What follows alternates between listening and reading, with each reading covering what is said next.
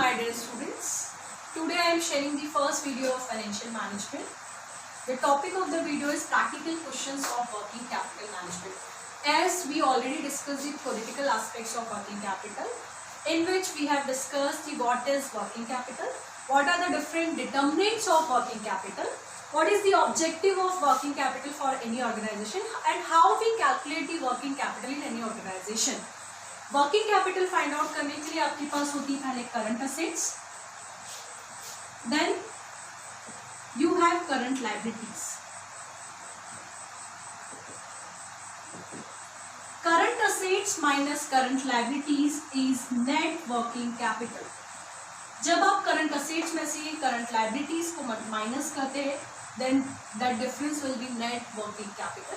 और अगर मैं बोलूँगी करंट असेट्स का, अगर मुझे टोटल करंट असेट्स क्वेश्चन में गिवन है, मैं टोटल करंट असेट्स को सम अप करती हूँ तो वो वर्किंग कैपिटल मेरे लिए होती है ग्रॉस वर्किंग कैपिटल. ठीक है, तो जब हम क्वेश्चन सॉल्व करेंगे तो हमें निकालना है net working capital. Net working capital के हमें पता होना चाहिए कि which are current assets and which are current liabilities. जब आप करंट असेट्स में से लायबिलिटीज को माइनस करेंगे तो आपका क्वेश्चन में आंसर मिल जाएगा आपको net working capital. Now question number first, जो कि शीट में आप लोगों को ऑलरेडी प्रोवाइड कर चुकी हूँ, आप उस शीट में क्वेश्चन नंबर फर्स्ट जो वर्किंग कैपिटल के प्रैक्टिकल क्वेश्चन है उसका फर्स्ट क्वेश्चन देखिएगा. Question is this, production units already question में गिवन है 54,000. देन कॉस्ट शीट आपको एक गिवन है क्वेश्चन में कि raw material per unit cost है 50 रुपीज, लेबर दिया है आपको 20 रुपीज, ओवरहेड्स आपको गिवन है 30 रुपीज. आप रॉ मटेरियल, लेबर और ओवरहेड्स को जब सम अप करते तो you will get total cost that is 100 rupees plus profit add किया 20 रुपीज, तो सेलिंग प्राइस विल बी 120. हमारे पास पर यूनिट कॉस्ट होना चाहिए जब आप वर्किंग कैपिटल का क्वेश्चन सॉल्व करते हैं, एज वेल एज हमें टाइम पीरियड चाहिए होता है कि किस पर्टिकुलर फैक्टर के लिए कितना टाइम पीरियड लगता है, कन्वर्जन टाइम पीरियड, कि पर्टिकुलर फैक्टर को कैश में कन्वर्ट होने के लिए या सेल में कन्वर्ट होने के लिए कितना टाइम पीरियड चाहिए. तो रॉ मटेरियल के लिए हमारे पास टाइम पीरियड क्वेश्चन में गिवन है 1 मंथ, वर्क इन प्रोग्रेस के लिए दिया है half a month, finish goods के लिए गिवन है क्वेश्चन में 1 month, debtors is 1 month, creditors for 1 month. ये टाइम पीरियड गिवन है. Then outstanding wages, outstanding overheads also given in the question. Outstanding wages पर हाफ मंथ, ओवरहेड्स पे against 1 month. एक important point जो question में given है कि 25% of the sales against the cash, कि जो 25% आपका हिस्सा है सेल्स का वो आपका कैश है. अगर मैं बात करूं कैश की तो कैश बैलेंस भी क्वेश्चन में गिवन है 1 लाख. और ये 25% वाला पॉइंट इसलिए गिवन है कि जब आप कैलकुलेट करेंगे डेटर्स, तो डेटर्स ऑलवेज भी calculated on the credit value. Credit जितना भी आप क्रेडिट पर माल बेचते, उधारी पर माल बेचते, उस पर डेटर्स को कैलकुलेट करना. अगर मैं बोल रही हूँ कि 25% मेरा कैश है तो रिमेनिंग 75% के ही मेरे डेटर्स बिजनेस में जनरेट हुए होंगे. नाउ स्टेप बाय स्टेप कैसे क्वेश्चन को सॉल्व किया जाता है देखिए. आप फॉर्मेट आप बना लीजिएगा. फर्स्ट स्टेटमेंट हो जाएगा statement of working capital estimation, particulars, amount and amount. First हम पॉइंट लेंगे current assets. First point is current assets. Current assets के लिए हमारे पास अवेलेबल है करंट असेट्स में अगेन फॉर्मेट में हमारे पास होता है cash in balance. Format already shared with you. Cash in balance, cash balance लिख सकते हैं आप. पहले कैश बैलेंस क्वेश्चन में गिवन है 1 lakh rupees. Then second format में हमारे पास पॉइंट होता है स्टॉक. स्टॉक में आप सबसे सब पॉइंट होता है स्टॉक का रॉ मटेरियल. रॉ मटेरियल के लिए आपको देखना है number of unit is 54,000 is given. 54,000 number of units है. रॉ मटेरियल का per unit price is 50 rupees and raw material का टाइम पीरियड इज 1 मंथ. ये तीनों इन्फॉर्मेशन आपको चाहिए रॉ मटेरियल को कैलकुलेट करने के लिए. 54,000 into 50 into 1/12. 54,000 is the number of unit, 50 is the price per unit and 1/12. 1 is the time period given in the question. 1 month. Month में था इसलिए मैंने यहाँ पे 12 लिया. अगर आपके पास डेज में हो तो आप इसको 365 कर दीजिएगा. अगर वीक्स में हो तो आप इसको 52 के बेसिस पर भी कैलकुलेट कर सकते हैं. फाइंड आउट कीजिए आंसर. जब आप इसे सॉल्व करते हैं तो आपके पास रॉ मटेरियल का वैल्यू होता है 2,25,000, 2,25,000. देन रॉ मटेरियल के बाद सेकेंड पॉइंट होता है स्टॉक में work in progress, work in progress मतलब आपका माल पूरी तरीके से कंप्लीट नहीं हुआ, अभी भी आपका रॉ मटेरियल कहीं ना कहीं किसी बीच में प्रोसेस में पड़ा हुआ है, मतलब आपका प्रोडक्शन प्रोसेस कंप्लीट नहीं हुआ। तो उस केस में जब हम वर्क इन प्रोग्रेस को कैलकुलेट करते हैं तो फर्स्ट हम इंक्लूड करते हैं रॉ मटेरियल, सेकेंड हमारे पास इंक्लूड होता है लेबर, थर्ड हम इंक्लूड करते हैं इसमें overheads. Raw material, labour and overheads को जब आप सम अप करेंगे तो अब जाकर आपको वर्क इन प्रोग्रेस की अमाउंट मिलती है। देखिए रॉ मटेरियल का calculation, 54,000 is the amount of raw material, multiply per unit cost is 50 rupees, multiply time period work in progress पे दे रखा था हाफ मंथ मतलब आधा महीना, तो 0.5, ठीक है, ये हो गया रॉ मटेरियल के लिए।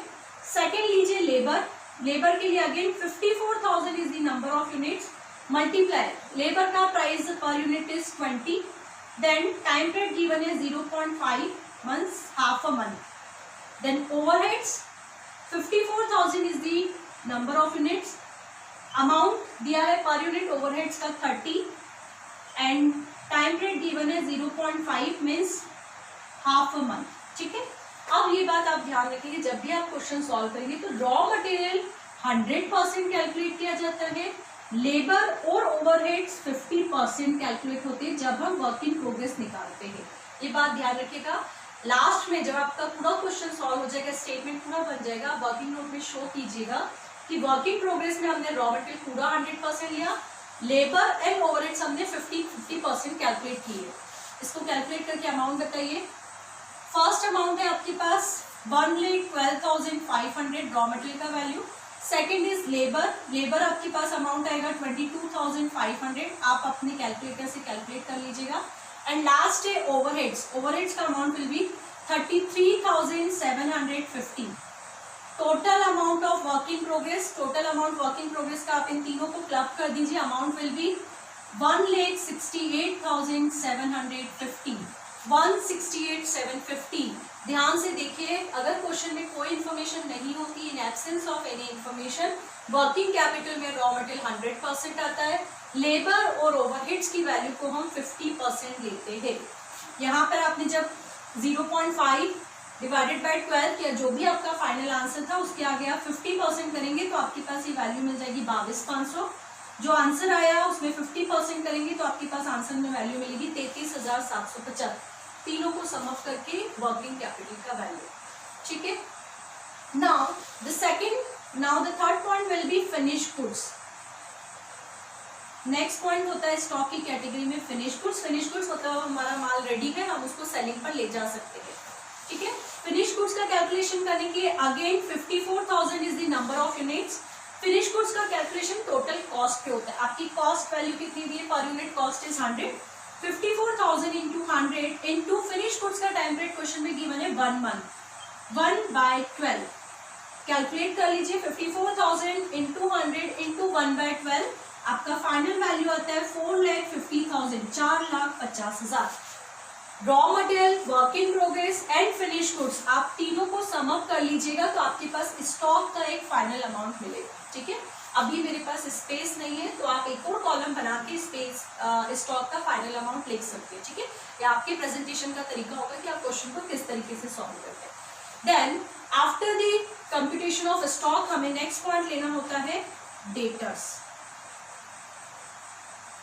डेटर्स जैसा बताया कि जितनी आप क्रेडिट सेल करेंगे डेटर्स उतने जनरेट होंगे, उधारी पे जितना माल बेचेंगे।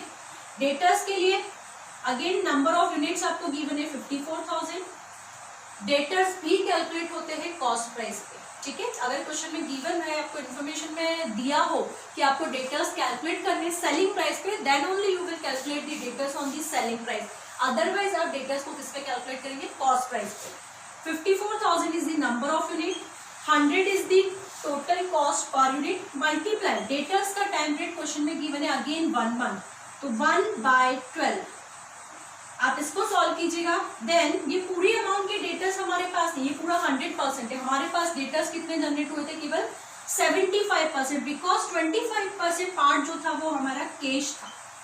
आप इसको कैलकुलेट कीजिए, 54,000 number of units multiply by total cost multiply by time period into जो वैल्यू आएगी उसमें आप 75% कर दीजिए, तो final value will be 3,37,500। Final value आपके पास होगी 3,37,500। ये आपने 75% क्यों किया? क्योंकि ऑलरेडी क्वेश्चन में गिवन था 25% जो पार्ट है वो आपने कैश में दिया है। ठीक है, अब करंट असेट्स में हमारे पास कोई इंफॉर्मेशन नहीं है, आप प्लस कर दीजिए। करंट असेट्स का वैल्यू टोटल बताइए।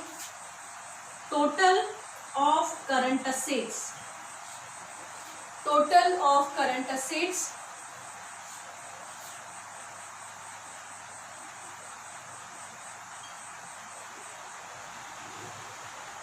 करंट असेट्स का वैल्यू है 12,81,250। आप एक बार क्रॉस चेक कर लीजिएगा। करंट असेट्स का टोटल वैल्यू इज 12,81,250। अब इसके आगे ही आपको लिखना होता है करंट लायबिलिटीज। करंट असेट्स मिल गया, इसके बाद हमारे पास सेकेंड पॉइंट होता है करंट लायबिलिटीज।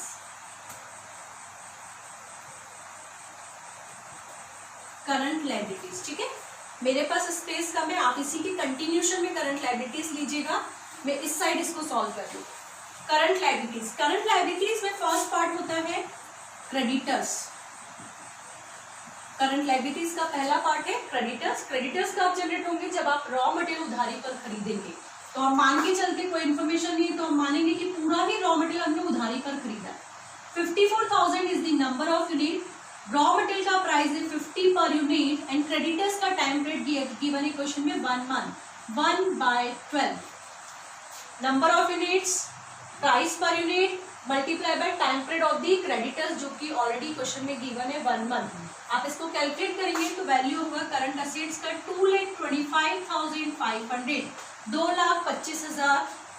ठीक है, क्रेडिटर्स के बाद सेकेंड पॉइंट करंट लायबिलिटीज में आता है आउटस्टैंडिंग वेजेस। वेजेस के लिए पॉइंट क्वेश्चन में गिवन है late in payment of wages is half a month. Half month, आधे महीने का पेमेंट जो आप वेजेस का करते हैं उसमें भी है। तो again 54,000 is the number of units. Wages means labour, labour का आपको पर यूनिट कॉस्ट है 20। टाइम पीरियड गिवन है 0.5 डिवाइडेड बाय 12। 0.5 मतलब हाफ अ मंथ, आधा महीना। आप चाहो तो इस तरीके से भी लिख सकते हो 1/12 इंटू 2 या 1/2 इंटू 12, दोनों का मतलब ये, इसको हाफ इस तरीके से भी बोला जाता है। ठीक है, इसको आप जब कैलकुलेट करेंगे तो वैल्यू आपके पास आएगी वेजेस की 45,000।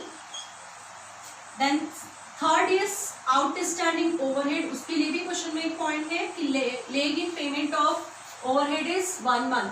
ओवरहेड को देने में हमें 1 महीने का समय लगता है। तो 54,000 मल्टीप्लाई ओवरहेड की वैल्यू पर यूनिट गिवन है क्वेश्चन में 30 रुपीज इंटू 1 मंथ।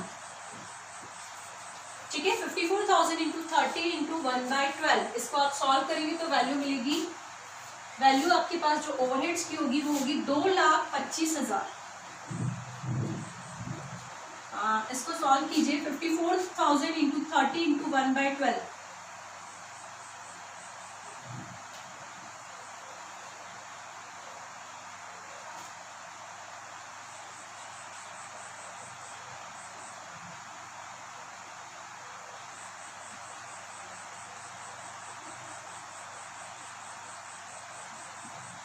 वैल्यू आपके पास होगी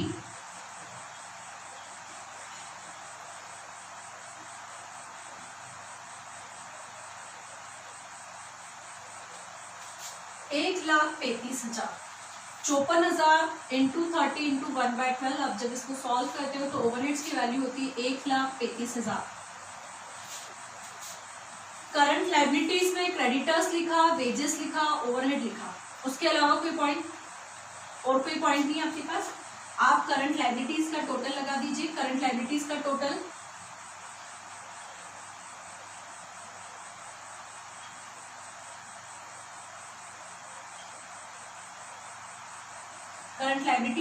हो जाता है 3,05,000, 3,05,000। 2,25,000, 45,000 और 1,35,000। जब आप इसको प्लस करते हो तो करंट लायबिलिटीज का टोटल होता है 3,05,000। इसको बोलेंगे हम करंट लायबिलिटीज या टोटल ऑफ करंट लायबिलिटीज, जो भी आप बोलना चाहे। ठीक है, हमें क्वेश्चन में निकालना है working capital.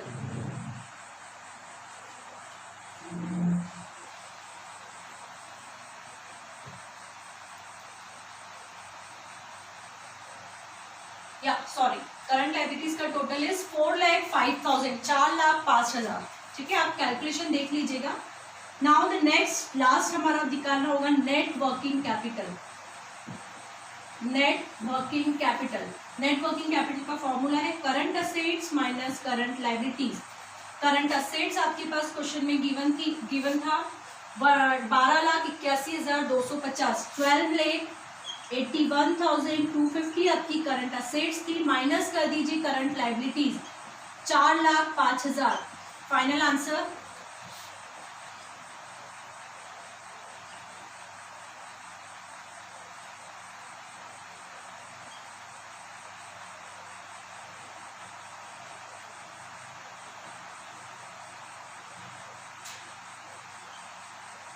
Final answer will be 8,76,250।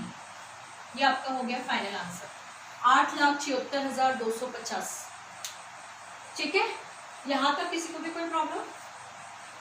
ठीक है, इसी तरीके से आपको सारे वर्किंग कैपिटल के क्वेश्चन सॉल्व करने हैं। फॉर्मेट आपका यही रहेगा, करंट असेट्स लिखो, करंट लाइबिलिटीज लिखो, लास्ट में लिख दीजिए current assets minus current liabilities. मैंने सारे कैलकुलेशन किए हैं, आप एक बार और क्रॉस चेक कीजिएगा इन सारे कैलकुलेशन को कैलकुलेटर से। ठीक है, हो सकता है कैलकुलेशन में कहीं मिस्टेक हो, पर प्रोसेस सेम होगा, प्रोसेस में कोई मिस्टेक नहीं, बस कैलकुलेशन पार्ट आप एक बार और चेक कर लीजिएगा। ठीक है, अब नेक्स्ट वीडियो में इससे रिलेटेड जो भी सेकंड क्वेश्चन, इसकी दूसरी वैरायटी का जो क्वेश्चन होगा हम वो डिस्कस करेंगे। Thank you so much.